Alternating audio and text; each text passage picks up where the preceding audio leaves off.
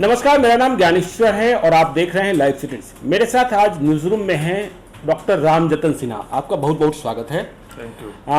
देखिए, इनका परिचय ये है कि बिहार में भूमिहार राजनीति की जो धुरी है उनमें से एक है। क्यों कह रहे हैं एक है? क्योंकि भूमिहार राजनीति की धुरी में कई लोग दावे करते हैं। बिहार प्रदेश कांग्रेस कमेटी के अध्यक्ष रहे हैं, 3 दफे जहानाबाद के मखदूमपुर से चुनाव जीते हैं, पटना साइंस कॉलेज के प्रिंसिपल रहे हैं और अब तक कुछ दिनों पहले तक जेडीयू में थे, लेकिन अब जेडीयू में नहीं है, बगावत कर चुके हैं, यूं कहें कि निर्दलीय हो चुके हैं। तो हम कुछ तीखे सवाल लेते हैं रामजतन जी आपके साथ। सबसे पहला सवाल ये कि आप जेडीयू में थे, नीतीश कुमार ने आपको टिकट नहीं दिया चुनाव लड़ने का और अपमानित भी किया। सवाल हम पहले पूरा कर लें। टिकट आपको नहीं दिया, न राज्यसभा आप गए, न लोकसभा लड़े, न विधानसभा लड़े। टिकट नहीं मिला तो आप नीतीश कुमार के खिलाफ हो गए। ऐसा क्या केवल टिकट के लिए आप नीतीश कुमार के साथ थे? केवल टिकट के लिए नहीं थे। हाँ, विगत दिनों हमने उनसे बात करने का प्रयास किया जी, तो उन्होंने समय नहीं दिया। 15 सितंबर को उन्होंने टेलीफोन किया और कहा कितने दिनों से आप संपर्क कर रहे थे? 3-4 महीनों से कर रहे थे। मतलब 3-4 महीनों से आप संपर्क करते रहे और आपको समय नहीं मिला? समय नहीं दिया। अच्छा। 15 सितंबर को एक फोन आया जी, जिस पर उन्होंने कहा कि मैं तो स्वयं नहीं मिलता हूँ, पूर्व अध्यक्ष सब मिलते हैं, आपसे पूर्व अध्यक्ष श्री विजय चौधरी जी मिलेंगे। विजय कुमार चौधरी बिहार विधानसभा के अध्यक्ष जी। तो मुझे ये बड़ा बुरा लगा और मैंने कहा कि विजय चौधरी जी तो मेरे सेक्रेटरी थे जब मैं कांग्रेस का अध्यक्ष था। आपको यदि नरेंद्र मोदी कहेंगे प्रेम कुमार से बात कर लीजिए तो आपको कैसा लगेगा? ये मुझे कतई स्वीकार नहीं है। आपने टेलीफोन पर ही कर दिया? टेलीफोन पर कहा, टेलीफोन कट हो गया जी। तो मैंने उम्मीद की थी कि वो हमको बुलाएंगे बात करने के लिए। जब 1 सप्ताह तक उन्होंने नहीं बुलाया तो मैंने एक 3 पेज की चिट्ठी लिखी और मेरे द्वारा उन पर जो किए गए जितने एहसान थे, उपकार थे, उसका मैंने विस्तार से वर्णन किया। उसके बाद भी हमको उन्होंने नहीं बुलाया तो मैं 5 अक्टूबर को लिखित इस्तीफा मिल करके व्यक्तिगत रूप से वशिष्ठ नारायण सिंह जी को सौंप दिया और मुख्यमंत्री की कॉपी भी उन्हीं को समर्पित कर दिया। अब देखे, नहीं, बात तो वही हुई ना कि आपको टिकट नहीं मिला तो आपने इस्तीफा दे दिया। टिकट नहीं मिला उतना ही नहीं था। हाँ। वो मिलने से भी इनकार कर दिया। हाँ। कहा कि अपने एक मैसेंजर को किया। हाँ।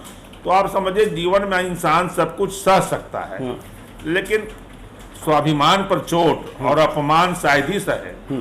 और यही कारण था लालू प्रसाद से जो जॉर्ज फर्नांडिस अलग हुए, शरद यादव, रामविलास पासवान, तमाम लोग क्यों अलग हुए? लालू यादव के हाथ अपमानित किए गए, उनके गाड़ी पर लाठी चलवाया जॉर्ज फर्नांडिस के गोरौल में। रामविलास पासवान को कहा कि दाढ़ी वाले को रसा में बांधो। नीतीश कुमार अपने अत्यंत विश्वस्त के साथ गए अपने एक पारिवारिक सदस्य को ट्रांसफर कराने के लिए बिहार निवास में। तो मुख्यमंत्री ने कहा कि आप इस कर्पूरी के चेला को लेकर के क्यों आए हो? और वहीं से मुख्यमंत्री का और लालू प्रसाद का दोनों के रास्ते अलग हुए और उसी काम को उन्होंने किया जॉर्ज फर्नांडिस के साथ, उसी काम को किया शरद यादव के साथ और मेरे साथ भी उसी बात को उन्होंने आजमाया। देखिए, आपने स्वाभिमान और अपमान की बात की रामजतन जी, तो ये तो राजनीतिक बात है, लेकिन मैंने सामाजिक परिचय में कहा था कि आप बिहार में भूमिहार राजनीति की धुरी हैं, बड़ी धुरी हैं। आप तब नीतीश कुमार के साथ रहे लोकसभा चुनाव में, क्योंकि जहानाबाद की चर्चा जैसे ही होती है कहा यह जाता है कि जहानाबाद मतलब भूमिहार का ताश। बिल्कुल। हाँ, तो जब लोकसभा चुनाव में जेडीयू ने भूमिहार की सीट छीन ली, वहां चंदेश्वर प्रसाद चंद्रवंशी को उम्मीदवार बना दिया, भूमिहार नाराज थे, तब भी आप नीतीश कुमार के साथ खड़े होकर चंदेश्वर चंद्रवंशी को जीत दिलवा रहे थे। तो ये सामाजिक अपमान और स्वाभिमान तब नहीं जगा आपको? नहीं, देखिए, आपने ठीक ही किया कहा। डॉक्टर कृष्ण सिंह के जमाने में भूमिहार का जो हेड ऑफिस था वो मुजफ्फरपुर था। हाँ। बाद के दिनों में मोकामा, बढ़िया और बेगूसराय हुआ। लेकिन जहानाबाद लॉबी जिसके नाम से बिहार में एक दबदबा महसूस किया जाता था, 1985 के बाद जहानाबाद ही ताज था और चंदेश्वर चंद्रवंशी को दे दिया। तो मैंने इसलिए तुरंत बगावत नहीं किया कि लोग कहते हैं कि जहाँ जाते हैं झगड़ जाते हैं, लेकिन कहीं भी चंदेश्वर चंद्रवंशी के लिए मैंने प्रचार नहीं किया। केवल 3 बैठक में मुख्यमंत्री के अनुरोध पर मैंने शिरकत की। एक किया जहानाबाद में, एक कुर्था में और एक हुलासगंज में। चौथी बैठक में मैं मुख्यमंत्री के साथ भी शिरकत नहीं की, बल्कि ललन सिंह जी ने और नीरज कुमार ने और जगदीश शर्मा जी के बेटे राहुल ने, ये तीनों मखदुमपुर और घोसी में कैंपेन किया। जगदीश शर्मा तो जेल में थे तब। बेटे के बारे में मैं कह रहा हूँ। इन तीनों के कैंपेन करने के बावजूद भी मखदुमपुर में 5,000 से और घोसी में 6,000 से चंदेश्वर चंद्रवंशी की हार हुई। और यदि मतगणना में नहीं जानते हेरा फेरी हुआ कि नहीं, लेकिन यह बात this is matter of record कि साहब भारत में सबसे लास्ट जो रिजल्ट इलेक्शन का हुआ वह हुआ काउंटिंग 5 बजे खत्म हो जाती है। 12 बजे रात में सारे रैपिड एक्शन फोर्स अरवल से, गया से, जहानाबाद को मोबिलाइज करा के, लाठी चार्ज करा के तब रिजल्ट घोषित किया गया। तो मैंने उस दौरान भी ऐसा नहीं है, मैंने कभी भी राजनीतिक स्वार्थ के लिए सामाजिक हित के मुद्दों पर समझौता नहीं की है, जिसके लिए मुझ पर बल्कि चार्ज रहता है। और मैं भूमिहार का तो नेता होने से अपने को इनकार नहीं कर सकता, लेकिन मेरे साथ दूसरे जातियों का भी एक बहुत बड़ा फौज, बड़ी जमात है। मैं अकेले चुनाव नहीं जीत सकता। चुनाव जीतने के लिए एनडीए यूपीए का समर्थन जरूरी है, लेकिन मगध में बिना मेरे चाहे शायद ही कोई चुनाव जीत जाए। और मैं आपको कोई बड़ी डींग नहीं हाँक रहा हूँ, लेकिन आप देखेंगे कि 1 से 2 सीट पर नीतीश कुमार मगध में सिमट जाएंगे और उसी सिमटाने के काम में मैं लगा हुआ। नहीं, आप कह रहे हैं 1 से 2 सीट पर सिमट जाएंगे। भूमिहार के ताज की बात की, जब चंदेश्वर चंद्रवंशी जीत गए, चाहे जैसे भी जीते, आपको कितना सुकून मिला और कितना पछतावा हुआ? भूमिहार का ताज तो छिन गया। बिल्कुल मुझे बधाई दी कि नहीं दी? बिल्कुल पछतावा हुआ। आप पूछ सकते हैं, चंदेश्वर चंद्रवंशी से आज तक मेरी कोई टेलीफोन पर बात नहीं हुई, मैंने उनको कभी बधाई नहीं दी। जब 1 साल के बाद मुलाकात हुई हमको जल जीवन हरियाली के कार्यक्रम में, तब मैंने उनको बधाई दी। अच्छा जी, चलिए, आप कह रहे हैं, आपने एक नाम लाया जगदीश शर्मा का। लोकसभा चुनाव के बाद जगदीश शर्मा जेल में थे, अब जेल से बाहर हैं। जी, जैसे आप भूमिहार की राजनीति करते हैं, वो भी भूमिहार की राजनीति नहीं, भूमिहार की राजनीति नहीं करते, घोसी की राजनीति करते। घोसी की राजनीति करते। हाँ। अच्छा, देखिए, हम और अरुण कुमार, हाँ, उनसे कम बार चुनाव जीते हैं, हाँ। लेकिन फिर भी बिहार के और जहानाबाद के लीडर हैं। वो 8 बार 9 बार चुनाव जीते हैं, लेकिन एक बार एमपी भी हुए, लेकिन घोसी के लीडर हैं। घोसी के बाहर उनकी कोई पहचान नहीं। घोसी के बाद उनकी कोई पहचान नहीं, कोई पहचान नहीं। तो लालू यादव के समकक्ष रहे चारा घोटाला में वो तो। यही तो मैं कहना चाहता हूँ, हाँ। कि जो नीतीश कुमार के विश्वस्त हैं, हाँ। वो गला फाड़ फाड़ के कहते हैं कि कैदी नंबर 3381, कैदी नंबर 3381। 3381 तो लालू यादव हैं। हाँ, तो कैदी नंबर 3382 कौन है? अच्छा, तो कैदी नंबर 3381 के बेटे के खिलाफ जहर उगल रहे हैं। हाँ। और कैदी नंबर 3382 के बेटे को सीने से लगा करके चल रहे हैं। अच्छा, तो इसके पीछे क्या राज है, ये तो बताएंगे, मुख्यमंत्री बताएंगे। इसके पीछे आपको क्या राज लगता है? हमको तो ये राज लगता है कि वो हमको नीचा दिखाना चाहते हैं। आपको नीचा दिखाना चाहते हैं? अच्छा, बस इतना ही है? बिल्कुल इतना ही है। अब आपने कहा कि मगध में, मतलब आप कह रहे हैं जहानाबाद, गया, औरंगाबाद की बात कर रहे हैं जी, इन्हीं 3 जिलों की। जी, 2 सीटों पर या 3 सीटों की बात आप कर रहे हैं। क्या आपको नहीं लग रहा है कि घोसी में तो जगदीश शर्मा के बेटे राहुल कुमार जीत रहे हैं चुनाव? 30 से 40 हजार से हारे। 30 से 40 हजार से मैं मिलूंगा 30 अच्छा, हजार से। क्यों? वहां तो माले है, माले को साथ क्या भूमिहार देंगे? भूमिहार अभी मानते हैं कि माले से ज्यादा उग्रवादी इनको मानता है। रामजतन जी, आप कह रहे हैं माले से ज्यादा उग्रवादी लोग इनको मानते हैं। माले, जिसके बारे में कभी आप लोग कहा करते थे, आप जैसे लोग ही कहा करते थे कि माले मतलब मुरी कटवा पार्टी। बिल्कुल। तो आज आप नीतीश कुमार को हराने के लिए क्या मुरी कटवा पार्टी के साथ हो गए हैं? माले के लोग सारे जगह कह रहे हैं कि हम 1990 के माले नहीं है, 2005 के माले नहीं है। हाँ। आज हम किसान और मजदूर एकता की बात करते हैं। हाँ। और इनके बारे में लोग कहते हैं कि सत्ता में आएंगे तो फिर लोगों को आपस में लड़ाएंगे, फिर मुकदमे में, झूठे मुकदमे में फंसाएंगे, पुलिस के लिए फिर पैसे का कलेक्शन करेंगे लोगों का। तो इनके बारे में जो एक परसेप्शन है वो। तो माले को आपने माफ कर दिया? मैंने नहीं माफ किया। हाँ, समाज ने माफ कर दिया। समाज ने माफ नहीं किया। हाँ। लेकिन समाज तुलनात्मक विश्लेषण कर रहा है। अच्छा। और ये समाज मानता है कि आज सबसे जो बड़ा उग्रवादी है वह है बिहार का जो मुख्यमंत्री है। आपका जी एक समय था जी, जब हम आपको कहना चाहते हैं कि नंद के अत्याचार से मगध की धरती करा रही थी और भरी सभा में चाणक्य को अपमानित किया गया।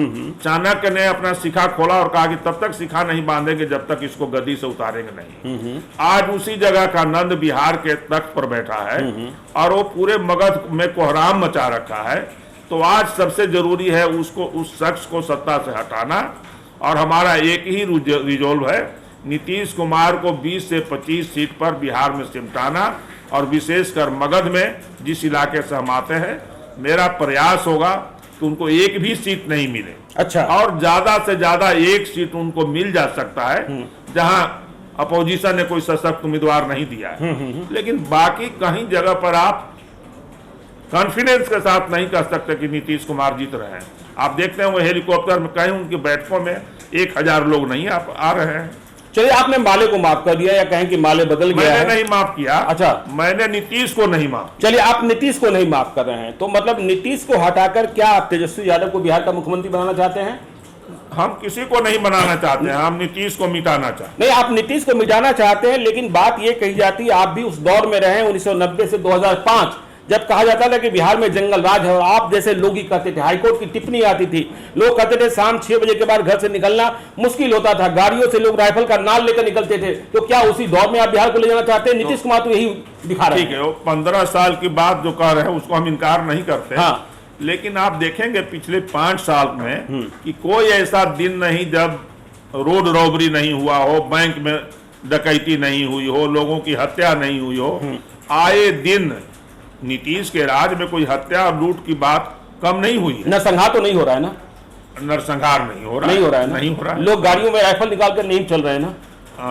निकाल कर नहीं चल रहे हैं, नहीं छिपा करके तो चल रहे हैं। छिपा कर चल रहे हैं, लेकिन छिपाकर और दिखाकर चलने में तो बड़ा फर्क होता है। हाँ, फर्क होता है। फर्क होता है। तो अब आपको क्या लगता है कि जो भूमिहार समाज है, जिसकी धुरी आप हैं, वो भूमिहार समाज नीतीश कुमार के साथ है, नहीं है, उन्हें हरा देना चाहता है, तेजस्वी को मुख्यमंत्री बनाना चाहता है, या चिराग की ओर बढ़ रहा है? देखिए, जब बिहार में पहली बार नीतीश कुमार मुख्यमंत्री बने जी, तो बनने के बाद जब फिर ये हार गए, हारने के बाद खूंटा पघाव तोड़ करके वो चले गए दिल्ली चले गए। इनको सत्ता में बिठाने में भूमिहार की और ऊंची जाति की बड़ी भूमिका थी। 12 सेनानी सहित 1 दर्जन नरसंहार और हजारों लोगों के प्राणों की बलि दे करके जिस समाज के जिस वर्ग ने इनको सत्ता पर बिठाया, उसी सत्ता का इस्तेमाल इन्होंने उसको कमजोर करने के लिए, राजनीतिक रूप से महत्वहीन बनाने में किया है। आज वो समय आ गया है उनसे हिसाब बराबर करने, चुकता करने का। और 4 गज 24 गिरह अंगुल अष्ट प्रमाण, इतने पर सुल्तान है मच्चू को चौहान। अच्छा। तो आज उनसे बदला चुकाने का, हिसाब चुकता करने का, नरसंहारों का, बलि का हिसाब चुकता करने का समय आ गया है। और पहले इनसे हम हिसाब चुकता करेंगे। और हमने लालू से पहले भी लड़ाई लड़ी है। यदि आ जाएगा, माले आ जाएगा, लालू आ जाएंगे, तो हम इतनी क्षमता हम में है कि हम उसका मुकाबला करेंगे। कोई नीतीश उसका भय दिखाकर 15 साल राज किए, जिसकी आबादी 1.5% है 17 सीट, जिसकी आबादी 3% है कुशवाहा को 19 सीट, ऊंची जाति जिसकी आबादी 20% है उसको टोटल मिलाकर के 19 सीट। तो इस ढंग का जो राजनीतिक अत्याचार हो रहा है, इसको क्या कहिए, तो नरसंहार के बराबर है। आप राजनीतिक अत्याचार की बात कर रहे हैं, राजनीतिक नरसंहार की बात कर रहे हैं, लेकिन लालू यादव और तेजस्वी यादव ने कहा कि हम राजद को A to Z की पार्टी बनाना चाहते हैं, और यह उम्मीद लग रही थी कि भूमिहार ब्राह्मण को अधिक सीटें मिलेगी। लेकिन सिर्फ और सिर्फ अनंत सिंह, वो भी तो आपके विरोधी हैं। हमारे कोई विरोधी नहीं है। अच्छा। इन्होंने सत्ता में हिस्सेदारी तो होनी चाहिए थी आपकी। इन्होंने हमेशा मटिया मेट करने का काम किया, जो चाहे जहानाबाद हो चाहे मोकामा में हो। और हम आज अपील करेंगे कि मोकामा में किसी व्यक्ति और जाति का नहीं लड़ाई है, ये मोकामा के अस्तित्व की लड़ाई है। उसमें चाहे वो विवेका पहलवान हो, चाहे अनंत सिंह हो, चाहे सूरजभान सिंह जी हो, चाहे ललन सिंह हो। मैंने सूरजभान सिंह जी से भी बात किया है, मैंने ललन सिंह जी से 3 बार बात किया है। और अनंत सिंह से तो सांसद नहीं, मोकामा वाले।